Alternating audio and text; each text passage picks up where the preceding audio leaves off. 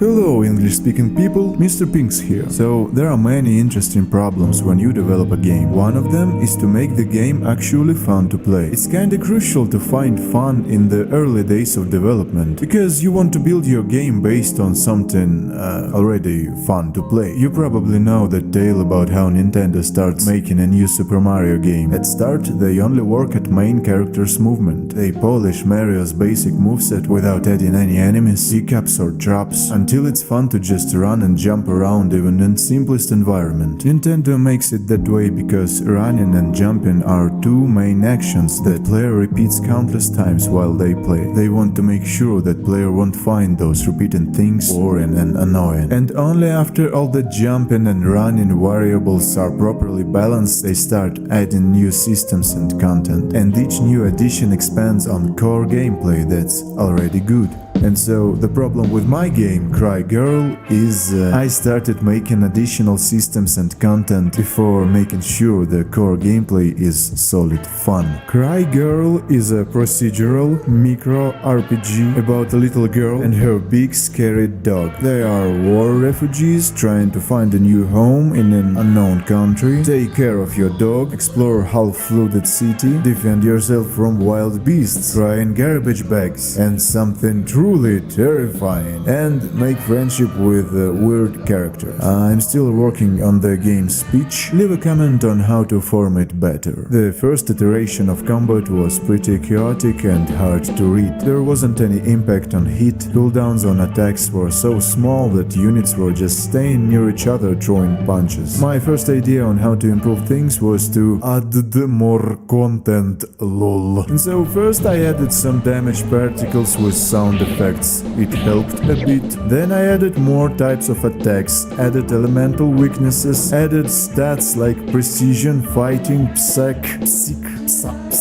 fire knowledge, blood knowledge. You can level up those stats to better handle different types of weapons. I added an early Zelda-like level generator. It can lock different areas of the dungeon and hide keys in places where player can reach.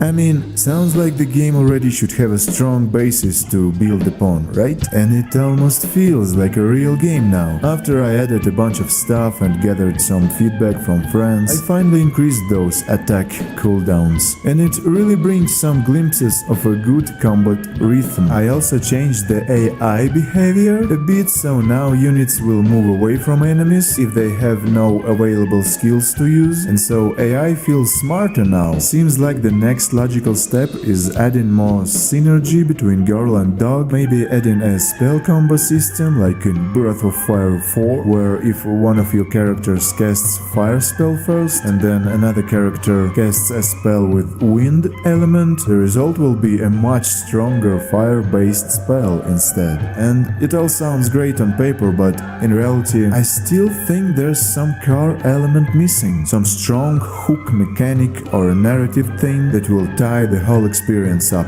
And that's where I need your help. I kinda want to use the collective consciousness of the internet as a tool for generating ideas on what's that single, strong, weird, unique detail should be. Maybe the combat should be more arcade-like with funny Fall Guys style physics? Not sure how it would match 2D sprites though. Instead, maybe we should look into Pokemon games territory with collecting different dogs and making them fight each other.